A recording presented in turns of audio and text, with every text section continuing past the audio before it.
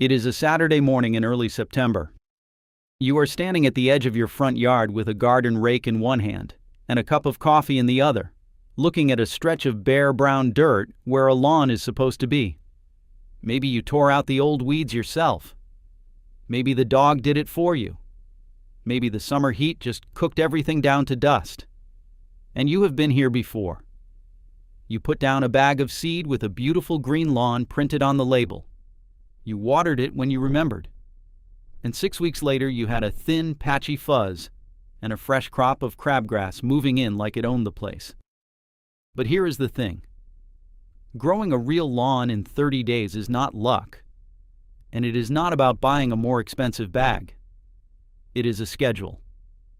Water, feed, and one step at the 3-week mark that most folks are flat out afraid to do. Stay with me to the end, because that step at day 21, the one that feels like you're about to ruin everything you just grew, is the single thing that decides whether you get a thick green carpet or a thin fuzz the weeds take over by July. And the reason it works is something the seed bag never explains. I'm Larry Mitchell. For 25 years I ran the lawn and garden counter at our town's hardware store, and I watched every bag of seed and every bottle of spray come across that counter. I saw what folks returned in disgust, and I saw what they came back and bought again every single fall. These days I just keep my own lawn here in Ohio, and my wife Diane will tell you that lawn is my second marriage. Now, before we touch a single bag of seed, let me tell you why most 30-day lawns fail, because it is almost never the seed. Behind that counter I heard the same story every October. A fellow would come in, set an empty seed bag down, and tell me the seed was no good. And 9 times out of 10, once we talked it through, that seed had sprouted just fine. It died afterward. It died because it got watered like a grown lawn, deep and rare, when baby grass needs the exact opposite.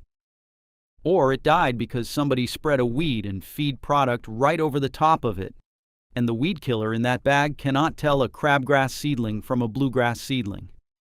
It just kills small plants, and every plant out there was small. Or the grass lived, barely, and stayed thin forever, because nobody did the one thing at 3 weeks that tells grass to stop growing up and start growing out. Hold that thought about growing out. That is the day 21 step I promised you, and it is the whole difference between a lawn and a scattering of grass blades.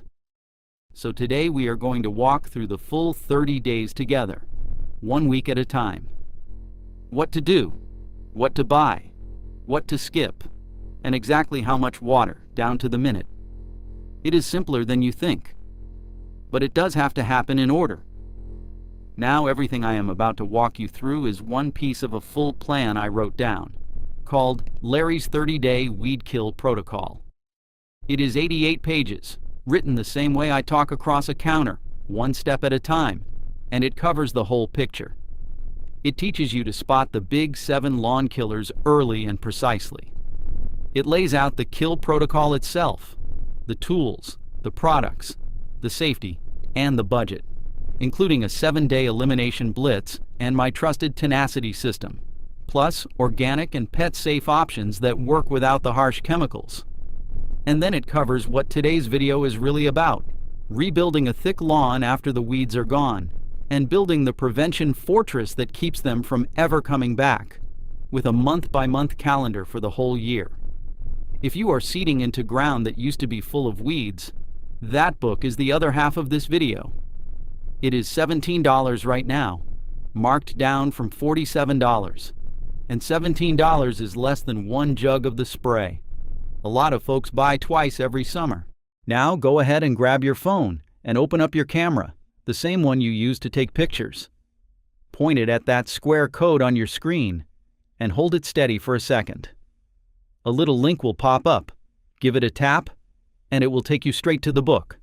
And if you are watching on your phone right now, the link is waiting for you right down below in the description. Take your time. There is no rush at all. I'll wait right here. All right, let's get to work. Week 1 starts before a single seed leaves the bag. First, the calendar, because the calendar decides everything else. Grass seed sprouts when the soil sits between 50 and 65 degrees Fahrenheit. That is 50 to 65. Soil temperature, not air temperature. And the soil runs a couple weeks behind the air. For those of us with cool season grass, the bluegrasses, the fescues, and the ryegrasses, that window opens twice a year. Late August through early October is the best one, because the ground is still warm from summer and the weeds are winding down for the year. Early spring is second best. It works, but every crabgrass seed in the county wakes up at the same moment your grass seed does, so you will be pulling a few more weeds in week 3. If you can choose your month, choose fall. If it has to be spring, this same plan still carries you through. Now here is where most folks go wrong before they even open the bag. If your dirt patch still has living weeds in it, deal with them now, not after seeding.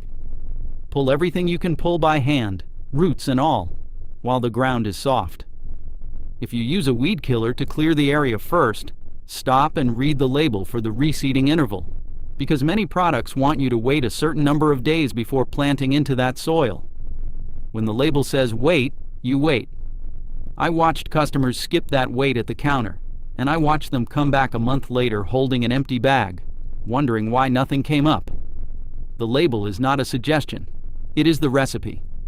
Once the ground is clear, grab that garden rake and rough up the top ½ inch to 1 inch of soil across the whole bare patch. 1 pass in one direction, then 1 pass across it. You are not digging a garden here.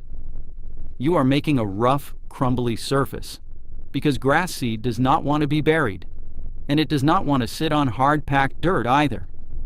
It wants to be tucked in. Seed that touches loose soil sprouts. Seed lying on top of a hard crust dries out or feeds the birds. That 10 minutes with a rake does more for your 30 days than any product in the store. That handles the ground. But it leaves you with a second question, and I heard it across the counter 1,000 times. Which bag of seed? Flip the bag over and read the seed label on the back, because the law requires one and it tells the truth, even when the front of the bag is dreaming. You want a high germination rate, you want the weed seed line as close to 0 as it gets, and you want almost nothing listed under other crop. The $3 difference between a cheap bag and a clean bag is the cheapest weed control you will ever buy. Match the grass to your yard. Tall fescue takes heat and some shade, and suits most of the country's middle. Kentucky bluegrass makes the prettiest lawn up north but takes its sweet time. A quality mix covers your bets, and for most homeowners, a mix is exactly right. Day 1. Spreading day. Load your broadcast spreader and pay attention to the rate, because more is not better. For a common tall fescue mix going onto bare dirt, you are looking at roughly 8 pounds of seed per 1,000 square feet. That is 8 pounds per 1,000 for a brand new lawn, not the lighter overseeding rate. Kentucky bluegrass runs closer to 2 to 3 pounds per 1,000 because those seeds are tiny. Your bag prints the exact number for your exact mix. And on rates, believe the bag. Spread half your seed walking north and south. Spread the other half walking east and west. That crisscross is how you avoid stripes in October. Same day, the seed gets a meal. You want a starter fertilizer, the kind made for new seeding, with a higher middle number on the bag, because that middle number is phosphorus, and phosphorus builds roots. And this matters, so listen close. Starter fertilizer, yes. Weed and feed, absolutely not. Not now, not next week, not this month. That weed killer riding along in the weed and feed bag will take out your grass seedlings right alongside the weeds. And there went your 30 days. One more honest note from the counter. Some states restrict phosphorus on lawns except for new seedings, so read the bag and follow your local rules. There is one product family sold as a starter fertilizer with weed preventer that is actually built to go down at seeding time. And if weeds are your big worry, that is the aisle to ask about. The label will tell you if it fits your grass type. Read it in the store before you pay. the way I always told my customers to. Last job of day 1, and then you can go put your feet up. Scatter a thin layer of clean straw or a bagged seeding mulch over the whole area, thin enough that you can still see about half the soil through it. That blanket holds moisture and keeps the birds honest. Then press the seed in. Walk the whole patch in flat shoes, or run an empty lawn roller over it once. Seed pressed against soil is seed that sprouts. And with that, week 1 is done. Seed down, food down, blanket down. Now comes the part that decides everything. And I mean that literally, because more new lawns die in the next 10 days than at any other point. Water. For days 1 through 10, your job is short and light and often. 2 to 3 waterings a day, 5 to 10 minutes each. That is 5 to 10 minutes, not 30. Morning, midday, and late afternoon if you can manage all 3, and never at night, because grass that goes to bed wet invites disease. An oscillating sprinkler and a cheap hose timer from the hardware store will run this schedule for you while you drink your coffee on the porch. The standard you are holding is simple. The top inch of soil stays damp like a wrung-out sponge. Never dusty, never soupy. A sprouting seed that dries out for one hot afternoon dies, and it does not get a second chance, because that seed already spent everything it had. This is the #1 killer of new lawns, ahead of everything else combined. And I will tell you something to keep in your back pocket. The way we water in these weeks is quietly setting up the day 21 step I keep mentioning.